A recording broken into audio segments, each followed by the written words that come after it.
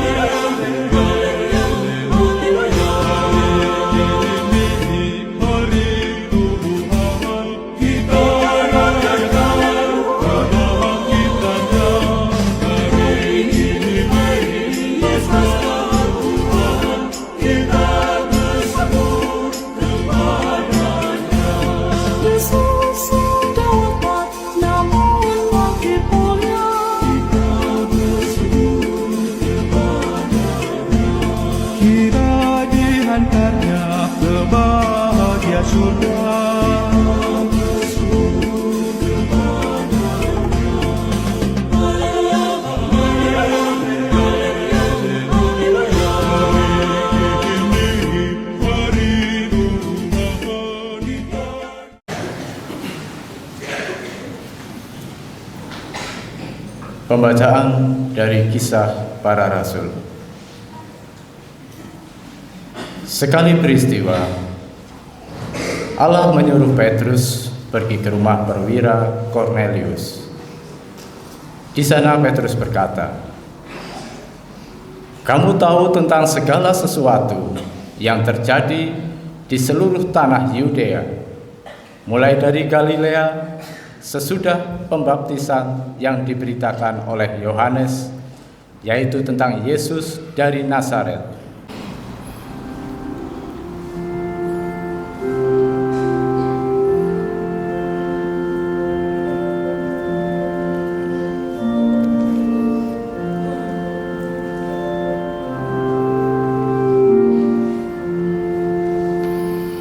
Inilah hari yang dijadikan Tuhan, marilah kita bersorak-sorai dan bersukacita karenanya.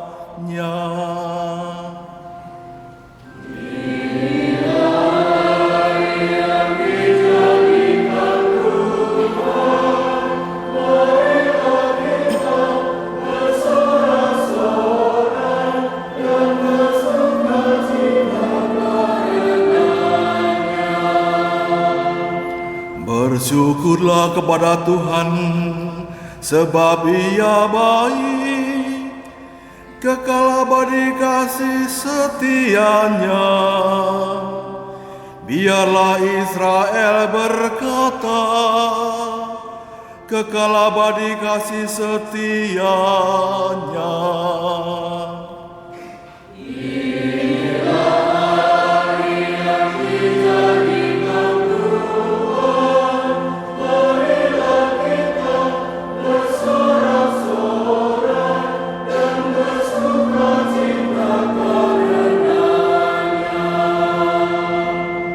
Tangan kanan Tuhan berkuasa meninggikan, tangan kanan Tuhan melakukan keperkasaan. Aku tidak akan mati, tetapi hidup, dan aku akan menceritakan perbuatan-perbuatan Tuhan.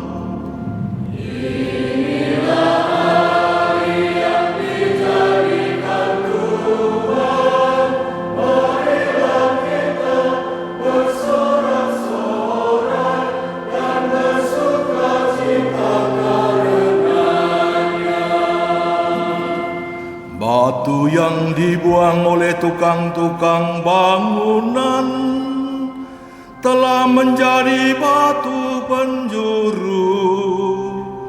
Hal itu terjadi dari pihak Tuhan, suatu perbuatan ajaib di mata kita.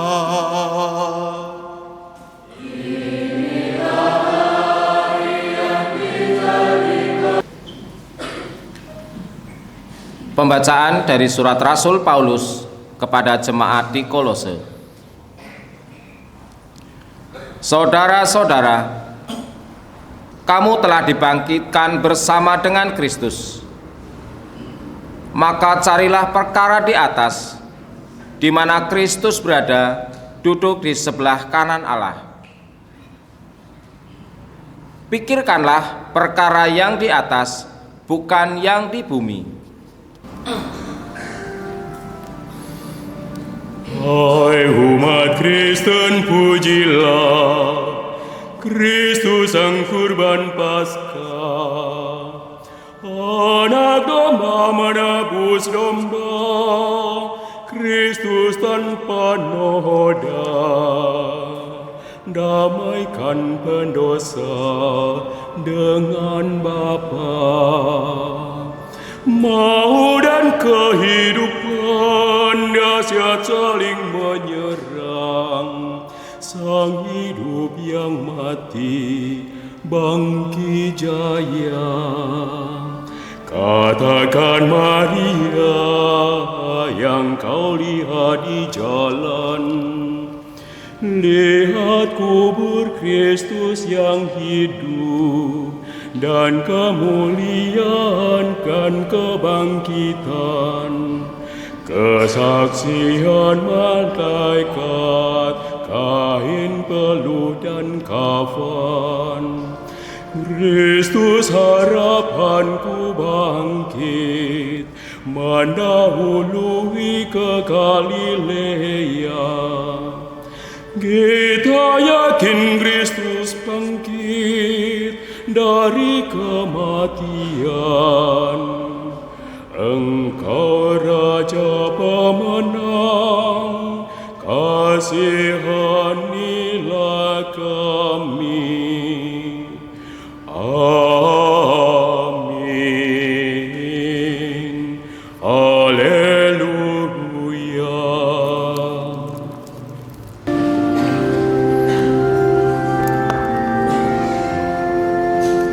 Haleluya. Haleluya. Haleluya.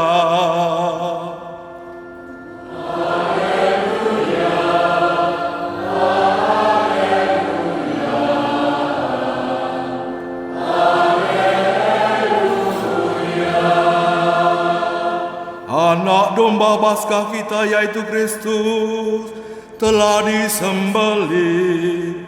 Karena itu marilah kita berpesta dalam Tuhan.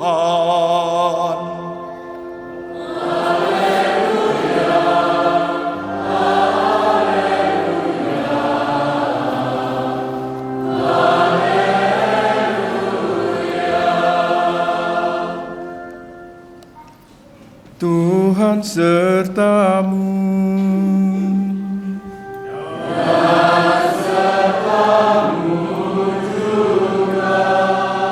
Inilah Injil Yesus Kristus menurut Yohanes.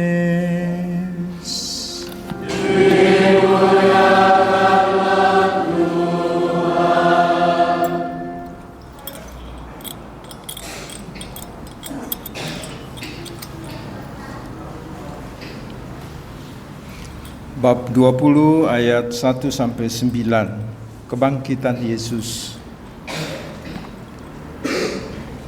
Pada hari pertama minggu itu, pagi-pagi benar ketika hari masih gelap, pergilah Maria Magdalena ke kubur dan ia melihat bahwa batu telah diambil dari kubur. Ia berlari-lari mendapatkan Simon Petrus dan murid yang lain yang dikasihi Yesus dan berkata kepada mereka, Tuhan telah diambil orang dari kuburnya dan kami tidak tahu di mana ia diletakkan.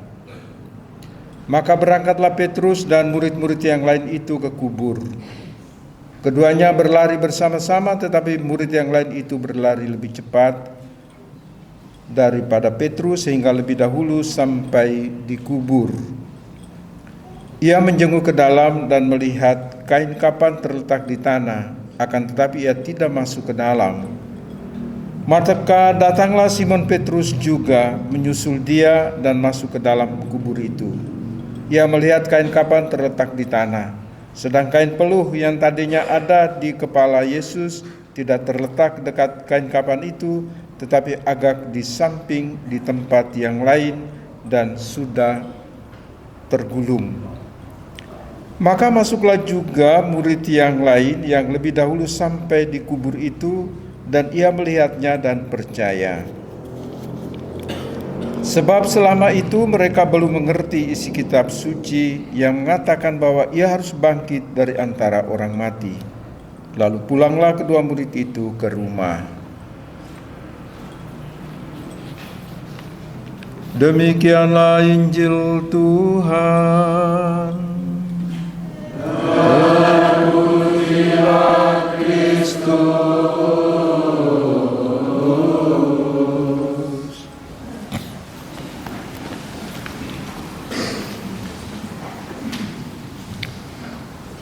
Bapak, Ibu, saudara-saudara sekalian yang terkasih dalam Tuhan, kalau kita merayakan Paskah, ini Minggu Paskah, Minggu Kebangkitan. Tadi malam kita berjaga-jaga, tapi pagi ini yang sungguh-sungguh ini kebangkitan Yesus. Yang mau kita rayakan bukan soal bukti kebangkitan. Kalau melihat bukti kebangkitan, apakah sebagai bukti bahwa Yesus bangkit itu karena makam kosong? Apakah karena hanya ada kain kapan dan kain peluh yang ada di situ di dalam makam itu sehingga kita mengatakan bahwa Yesus bangkit?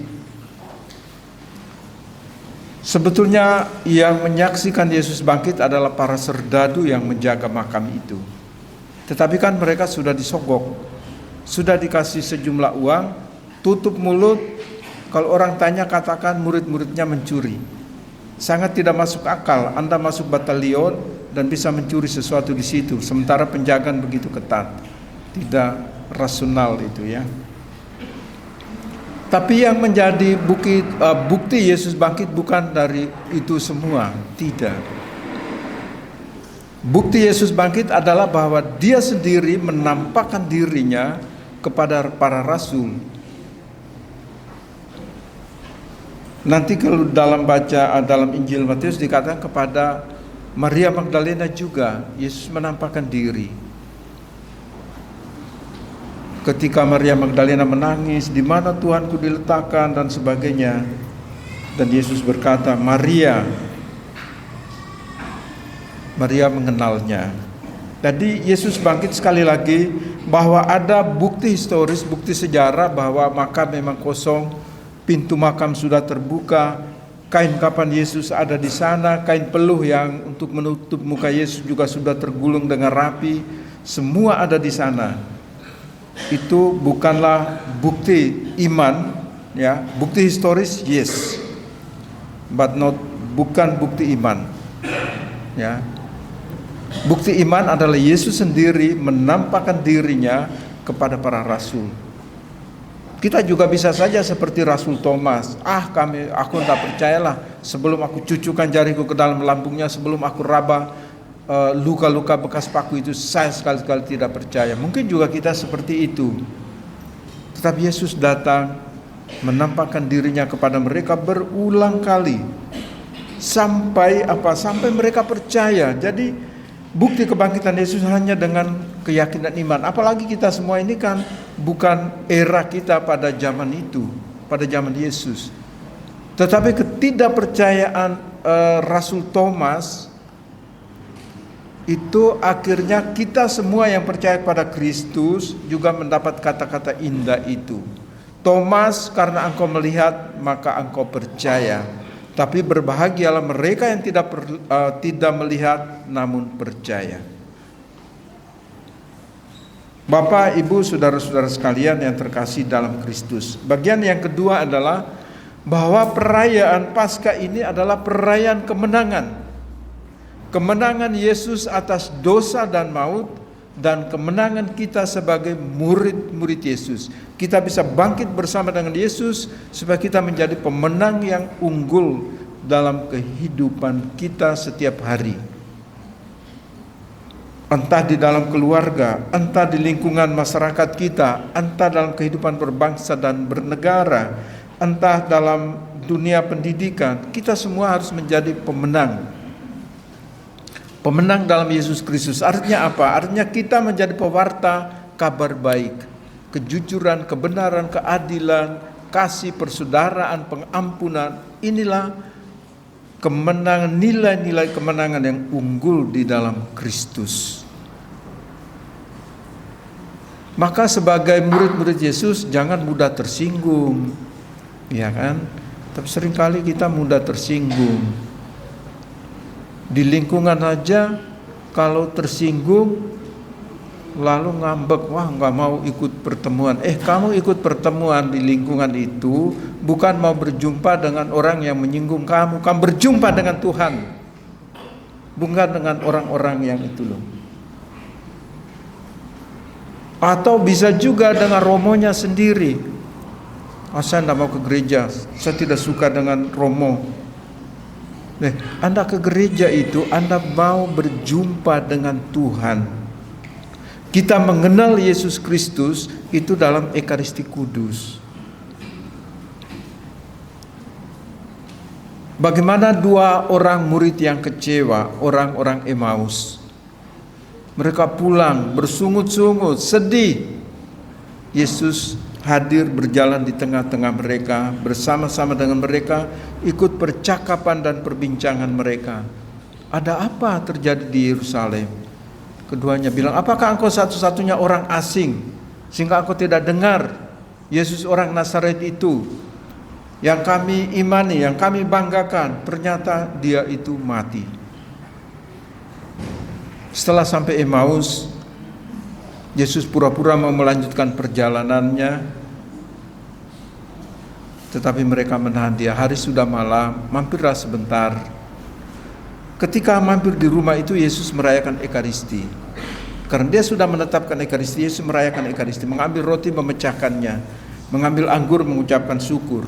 Disitulah mereka mengenal itu Tuhan.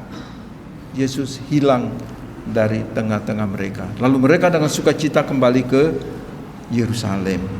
Di sana para rasul juga menceritakan hal yang sama. Jadi sekali lagi, apakah iman kita itu ditentukan oleh hal-hal yang sifatnya historis, duniawi, atau yang sifatnya ilahi? Jadi kalau kita bicara tentang kebangkitan Yesus, kita harus menengadah ke atas dan mencoba menyelami sedikit rahasia Allah. Karena nggak mungkin kita menyelami segala-galanya. Tetapi bahwa Yesus menampakkan diri, iya. Kenapa dia tidak pergi menampakkan diri kepada imam-imam kepala yang mengadili dia? Dia menampakkan diri kepada murid-muridnya yang kecewa, murid-muridnya yang putus asa, mereka yang gelisah, mereka yang takut bahwa mereka akan dianiaya. Tetapi dia hadir untuk meneguhkan dan menguatkan mereka. Itulah yang menjadi kebangkitan para rasul, sehingga keluar dari tempat persembunyian mereka untuk mewartakan Yesus yang bangkit. Jadi para rasul tidak mewartakan dirinya, tetapi mereka mewartakan Yesus yang bangkit. Maka nanti kalau kita melihat pewartaan para rasul hanya berbicara tentang Yesus yang bangkit itu. Kenapa? Dikatakan kitab suci bahwa mereka tidak mengerti isi kitab suci. Karena Yesus 4 kali mengatakan kepada mereka bahwa anak manusia harus menderita sengsara. Dia akan dihukum mati, tapi hari ketiga dia bangkit.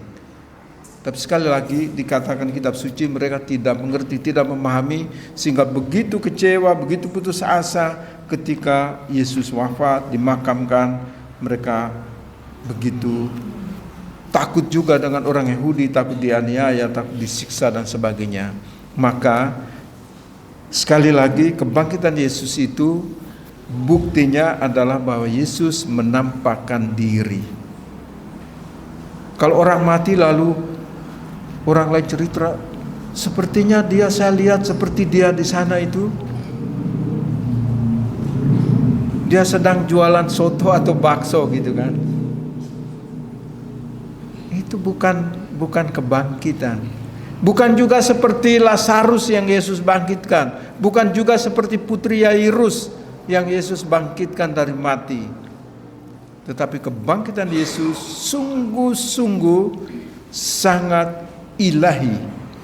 Yesus dengan kebangkitannya itu dia betul-betul menjadi penguasa. Karena dia menjadi pemenang atas dosa dan maut, dia juga menjadi penguasa surga dan bumi. Maka dia menguasai ini, termasuk menguasai ruang dan waktu. Kalau kita semua ini kan dikuasai oleh ruang dan waktu. Saat ini kita ada di rumah ibadah ini, di Gereja Santa Maria Immaculata Banyumas. Jadi kalau ada yang lihat kalian di rumah, mungkin itu orang Jawa bilang genderuwo, kan bisa mirip-mirip gitu kan. Karena mungkin Anda ada di dua tempat bersamaan. Kenapa? Karena kita masih dikuasai oleh ruang dan waktu. Tapi Yesus menguasai ruang dan waktu. Maka pada saat yang sama dia menampakkan diri kepada dua murid ke Emmaus. Pada saat yang sama juga dia menampakkan dirinya kepada murid yang lain, rasul yang lain yang ada di Yerusalem, yang ada di tempat tersembunyi. Pada kesempatan yang lain, Yesus juga menampakkan diri kepada para rasulnya ketika mereka sembunyi, pintu-pintu terkunci, jendela terkunci. Dia tiba-tiba berdiri di tengah-tengah mereka dan berkata, "Damai sejahtera bagi kamu."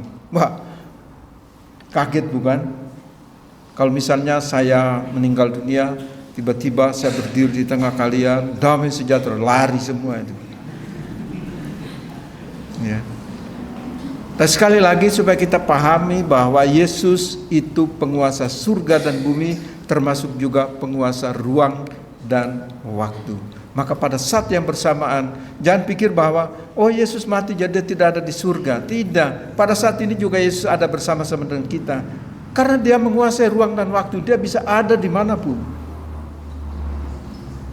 Dan jangan berpikir bahwa kalau dia di gereja Banyumas dia tidak ada di katedral. Tidak, Yesus hadir. Dia itu penguasa ruang dan waktu, bukan seperti kita. Oleh karena itu mari kebangkitan Yesus menjadi kebangkitan kita, kemenangan Yesus menjadi kemenangan kita, murid-muridnya. Karena Yesus tinggal di dalam hati dan kehidupan kita, maka kita diharapkan oleh Yesus supaya menjadi pemenang yang unggul dalam setiap langkah hidup kita. Menjadi pemenang yang unggul bukan bahwa kita harus bertanding sepak bola atau bulu tangkis, tetapi pemenang yang unggul dalam menghadirkan nilai-nilai kerajaan Allah dalam kehidupan kita setiap hari. Saat ini kita juga harus sadar bahwa gelap itu pasti, tapi terang itu nyata. Ya. Yesus masuk dalam kegelapan, ya. Tetapi nyata memang Yesus adalah terang itu sendiri. Beberapa waktu yang lalu kita melihat ada tagar Indonesia gelap. Tidak berarti bahwa tidak ada matahari seperti saat Yesus wafat. Tetapi bahwa banyak nilai-nilai kehidupan itu ada dalam kegelapan.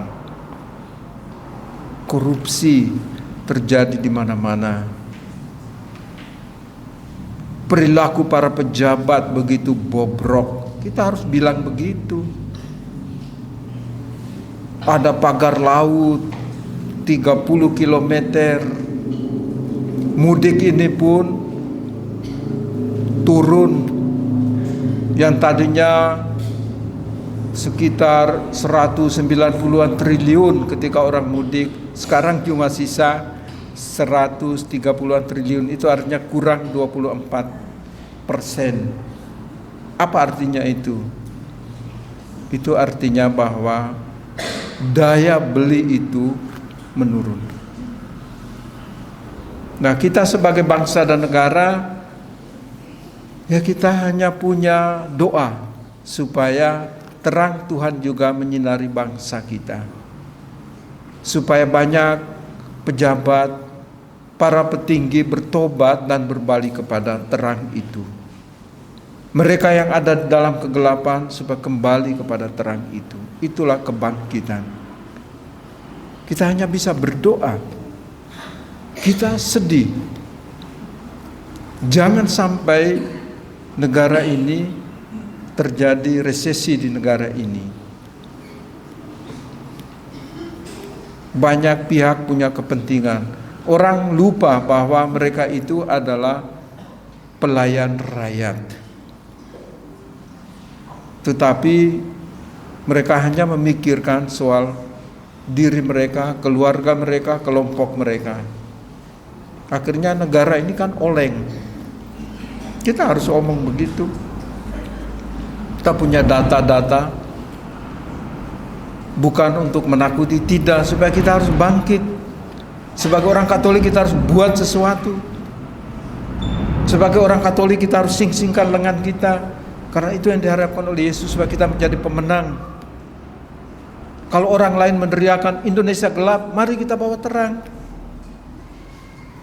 Kalau kita sekian orang umat Katolik di seluruh Indonesia ini bertobat dan membawa terang kepada bangsa ini, yakinlah bahwa bangsa ini ada dalam terang, bukan dalam kegelapan. Dengan cara apa? Dengan cara menghadirkan nilai-nilai kerajaan Allah di antara kita. Menghadirkan nilai-nilai kerajaan Allah dalam masyarakat kita. Menghadirkan nilai-nilai kerajaan Allah dalam kehidupan berbangsa dan bernegara. Berhentilah untuk tenggelam dalam ego-ego pribadi kita. Bangsa ini milik kita semua, bukan milik segelintir orang. Inilah kebangkitan Yesus, diharapkan seperti itu. Yesus sebagai pemenang, masa para rasulnya menjadi pecundang. Yesus sebagai pemenang yang unggul, masa para rasulnya, para murid-muridnya itu menjadi orang yang kalah dalam kehidupan. Tidak, Yesus berharap supaya kita semua menjadi pemenang, agar terang Kristus itu kita bawa dalam kehidupan kita, supaya ketika orang lain meneriakan Indonesia gelap, kita tetap yakin bahwa Indonesia terang. Kita jangan ikut-ikutan pesimis.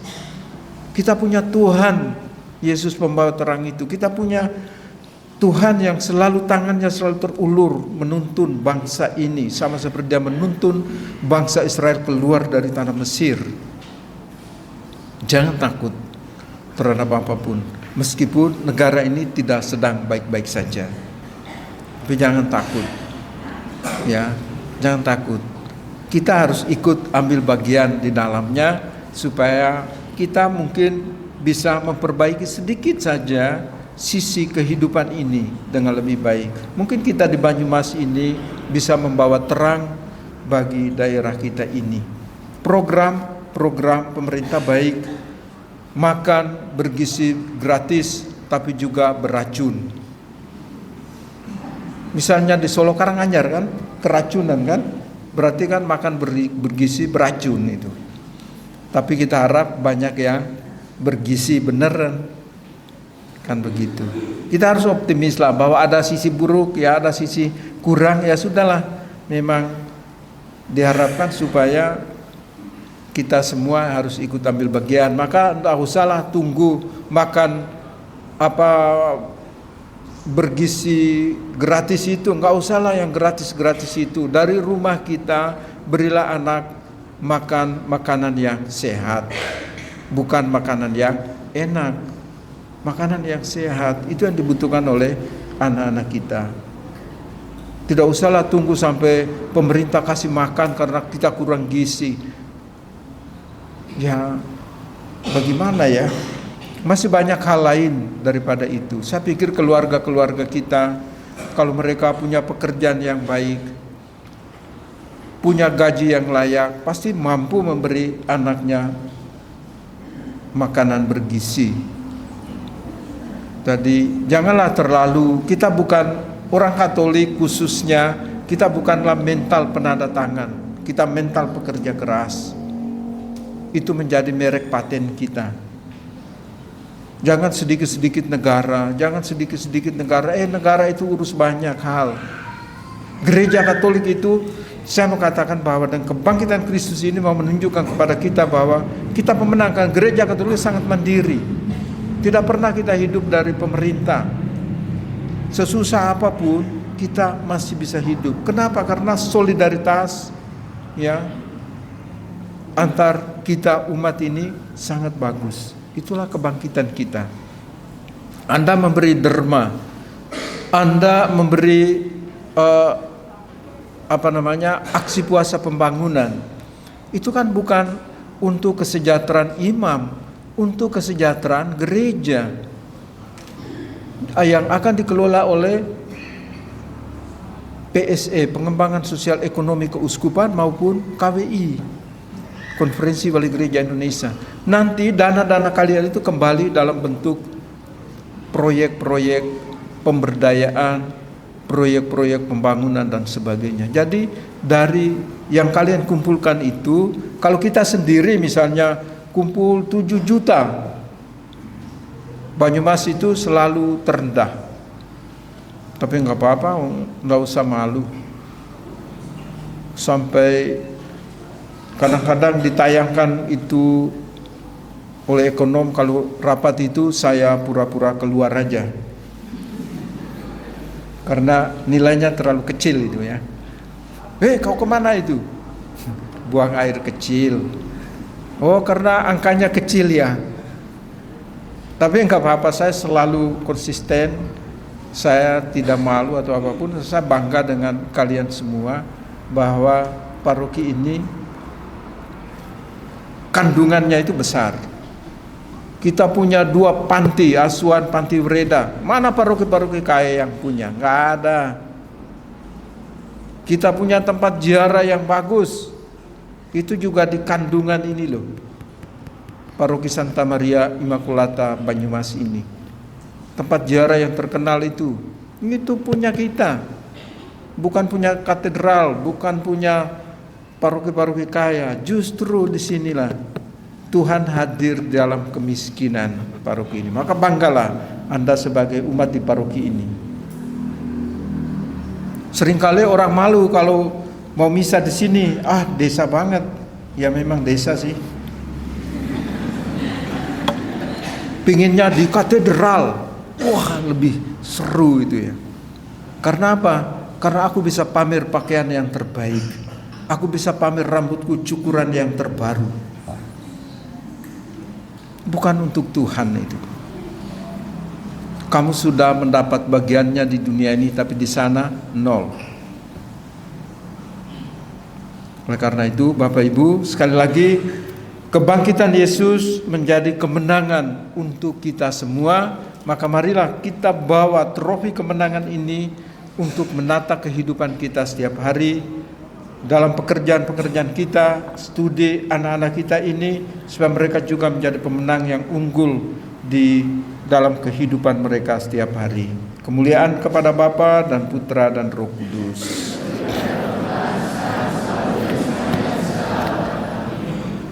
Mari kita menangkap sabda Tuhan ini dengan menegaskan iman kita. Kita doakan syahadat para rasul. Maka marilah kita memanjatkan doa permohonan kita kepadanya. Ya Kristus, Engkaulah awal dan akhir. Engkau telah wafat namun hidup kembali. Semoga kami semua yang telah dibaptis selalu berjuang melawan kejahatan dan tetap setia sampai mati, mengamalkan semangat pengorbanan-Mu di tengah masyarakat. Marilah kita mohon. Ya Kristus, Engkaulah cahaya dan keselamatan segala bangsa. Terangilah kiranya para pemimpin bangsa-bangsa agar selalu menggalang persatuan dan kerukunan di antara para bangsa demi perdamaian dan kesejahteraan umat manusia. Marilah kita mohon. Ya Kristus, Engkaulah kebangkitan dan kehidupan.